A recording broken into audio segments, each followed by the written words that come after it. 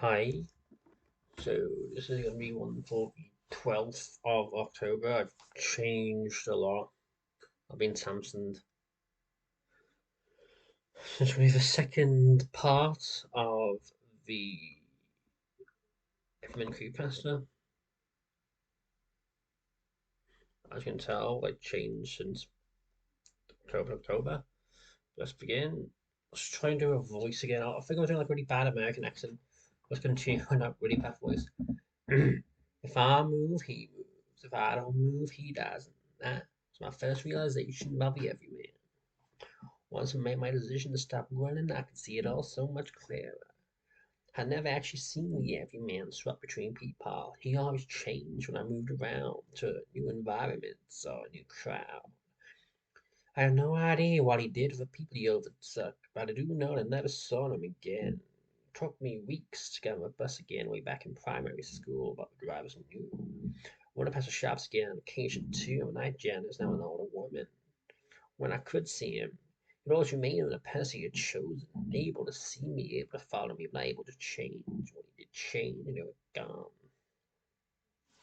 This was his weakness, if a demon could have a weakness. Maybe his his physical prowess related to the body that was in.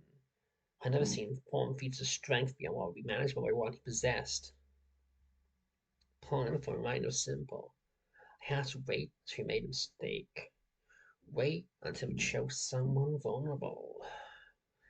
I threw up possessions ahead of my car and left town, stopping here and there at quiet little spots waiting to see who he would take. In one town, it was a bakery assistant, a skinny young kid whose wiry frame would exaggerate the everyman's awkward nature. I tried to follow him, but lived in an apartment block, so he's lost sight of him hours at a time. The everyman had become a taxi driver by now, patrolling the streets for a ride or meal. He lived out of town. After his shift, he and his taxi disappeared. Didn't wait around to confirm and never came back the next day. I was on the road to my next stop.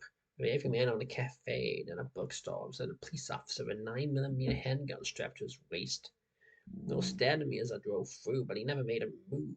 Neither did I. Did he know he was no longer a predator? Did he care? My hunt had been part of his game, part of his plan to find a claim for a purpose. I left town again, this time for somewhere quieter again. It was after days of this that he finally slipped up. Finally made his mistake in his hunting me. How it turned out for me, I didn't know. But I felt sure that this was it. My chance. The town was a backwater little place, and every man had chosen from his limited selection. A small, thin, middle-aged man who lived in a house on the edge of a pine forest. It's easy to follow from the town's larger pub back to his house and to kept my eye on him all evening.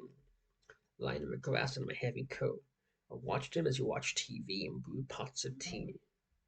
Each movement was mechanical, labored. Frequently, supple eyes would dart around in the darkness, hunting for something inky nigh, hunting for me. For once, those hard eyes couldn't see the prey, but mine could. I lay there in a freezing null night, making sure I didn't lay eyes on another human. I could take no chances, could take nobody else. When first light broke and the back door of a meager house opened, I was once excited to see his terrible complexion. Those ugly, beady eyes, cheekbones that are slightly too pronounced, not so much as to raise attention, but enough to be hauntingly familiar to me. The oily green hair starting to lose a bit of thickness on the top, starting to expose the slightest glimpse of a grey scalp. Pointed nose, always with a couple of nose blackening scars on the left hand side. The horrible face I spent years running from, hiding from. I gingerly got up from my uncomfortable camp and followed him into woods. He moved slowly in his current body. The mechanical limp amplified the limitations of a meat suit that he chose. His error. I could hear the hobbled rasp of his breath in the still morning air. Same awful noise that made me wet myself months ago in that bathroom stall. As haunted my dreams since. I caught up to him quickly, but he didn't seem to notice me until I was close. Turned, his head shriveled and fastened in his body. Each one of his core muscles seemed to engage separately to rotate his mass around to face me. I was meters away now and closing the gap. His face began to break in that god awful smile. The one that made me weak at the knees as a kid and still haunts me as an adult. Each one of those 43 muscles straining his unholy nature to portray a socially appropriate facade. I swung the wood splitter quickly. A force even surprised me. I think the everyman saw a moment's impact of dim light of the farmers combining of the sun behind me and hiding from view until it was almost overhead. Those hubble muscles began, I think, to rearrange the expression of surprise, but they were too slow. My axe was faster to reach his face, and it made a shuddering connection with which an ugly pointed nose. I don't know what I expected to happen. The axe harmlessly bounced off the demon, him to laugh that awful voice of his for reciting me those lonely words. The axe passed straight through him like a ghost. Fuck. Instead, kilograms of steel fell into his awful face, crumpling flesh and bones made of paper. The axe had lodged awfully his ruined skull. The everyman swayed momentarily. Terrible, mechanical swaying, as each of his dying muscles tried to pretend one last time to be human. The everyman slumped to the ground, motionless and quiet. Thick blood oozed from what used to be his face, soaking into the soil at my feet. He hadn't managed to swap or change. His other features were all still there, soaked in blood and increasingly lifeless, but still there. I had done it. I started digging. More than a week later, I still hadn't seen him. I started off slowly, wandering quiet streets and examining small cafes and the stores. He was nowhere to be seen and no one. My buses and train drivers were real, unique humans.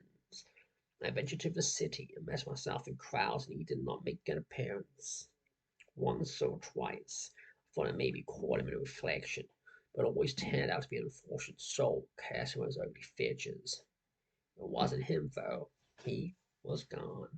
After 2 weeks had passed, I had convinced myself I'd really done it. That's why, this morning, I drove back out to that backwater town at the crack of dawn and took a walk into those woods. I traced my steps carefully. Years of paranoia made me very good at seeing landmarks, but others might not. Found a patch of slightly disturbed soil left the everyman and got to digging for the second time. I'm not sure what I was expecting. Was I expecting his shallow grave to be empty? Was I expecting him to look as I left him, as if still almost alive? So dug into the soil, putrid smell of rot invaded my nose, making me dry retch. As a final layer of topsoil was removed, his shattered skull came into view. Pieces of putrefying flesh hanging off shards of bone. The smell was overwhelming. I urged myself not to throw up. He wasn't human. Wasn't worth losing my breakfast over. I hastily covered the putrescent remains and left in those woods for good. Left every man to rot in the dirt, where demons and monsters belong. As I drove back out of town, posters labeled missing person were visible, plastered to almost every surface. The posters had a picture of an ordinary middle-aged man of slight build, with the name Lex Davis in massive fonts underneath. Maybe that's what the people of the town used to call him. A man in an orange puffer jacket was busy taping another poster to the pub's front windows as I trundled by. He turned to me and waved, a friendly, if not slightly mechanical gesture. I went to wave back, but I caught myself. I knew I'd seen his face somewhere before. So that is the tale of the Everyman. As you can tell, I'm gonna stop saying myself. I don't know why this is my go-to American accent. It's not really an accent. It's just me speaking like this, which I guess San Francisco speaking is what all accents really are. But it is what it is, my friends. And you learn like this is actually good creepypasta because I used to be back in my days. Creepypasta used to be kind of like used to be like a bleeding bloods of blood. It used to be all goth meringue esque. You know what I mean? Like it used to be, everyone was like just trying to write down like goth meringue style stuff. Garth Marenghi, if you don't know who he is, he's England's answer to Stephen King. Great writer. Invented horror stories in England, Fantastic. The main downside I've got with reading is like after I finish reading, I've got like now 5 minutes to kill.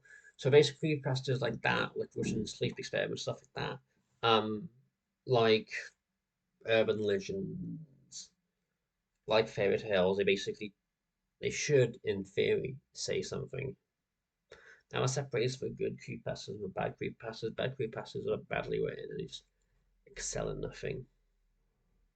Those good creepypastas believe in something. So this one is, if I'm correct, a tale about a man who suffers mental delusions and thinks that everyone is going out to get him. So, oh, I was just looking out. Sorry, a brief pause there. I was just looking through the fact if anyone's like watched so far, and only like 8 views away from 100 views altogether, which isn't much, I suppose. Sitting on 19, so like if there's 10 people should go like 190, at least 10 views. But I know 100 views is okay, but like yeah, so just go through this one. I actually to put the blooming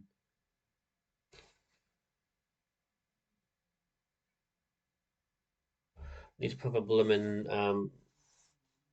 like link back onto this one. But yes, this one is about a man who suffers from mental delusions of thinking monsters about to get him, and so he seeks to he kills an innocent person, believing he's killing a monster.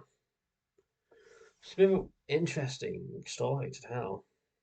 Well, I think it's happened a fair few times, but like creepypastas like Tales of the Crypt all boils down to the whole story of it all, the whole like other and a good way of knowing what people like have others about is if you read good creepypastas, if you read good horror stories, if you read like Aesop's Fables or Grimm's Tales. But of course, because everyone, it's like a Turn of September, because everyone can write creepypasta. I think I once wrote down one as a child, which wasn't good because it was a child writing it, but it's based on Snowbound. Maybe if I can find it, I might read it. Because I think now it says something like. Because episodes like this one, was, I think, is kind of just like why I probably should like stick to more like if I can't reach 15 minutes, watch something it's like a killing time on life until it begins. Like the Hook. From like Hook by Blues Travelers of Hook, but Hook. Yeah, I think this is one. This is kind of thing I do like to read. I again do apologize for like anyone like listens to the accent, like what accent is that? I just wanted to speak like this, like speak like this. I also don't know where on earth the story's supposed to be set. It's talking about school, but so it's about primary school. Not drinking tea in backwater town. So I don't know if it's supposed to take place in England or America because Americans don't have primary schools, do they? Americans have junior schools, middle schools, high schools, whereas in England we have primary schools and secondary schools. So I don't know if the guy who wrote this was trying to write down like in America, but the guy who wrote it was English, which probably would explain why he go unless he went to primary school and then he traveled to America as a child. But that's kind of like nitpicky things about exactly what it is. Because again, like it's well written. There's very rarely like any blood or gore in it. It's just this guy gets terrorized into thinking that he's seeing things, and then it doesn't explain the noise it made. Or maybe again, it kind of implies that the monster kind of switches at the end of it to stalk him if his mind brings it up. It's kind of like as if a boy Stephen King, I like that Stephen King short bit. I'm looking at I'm looking down here. Stephen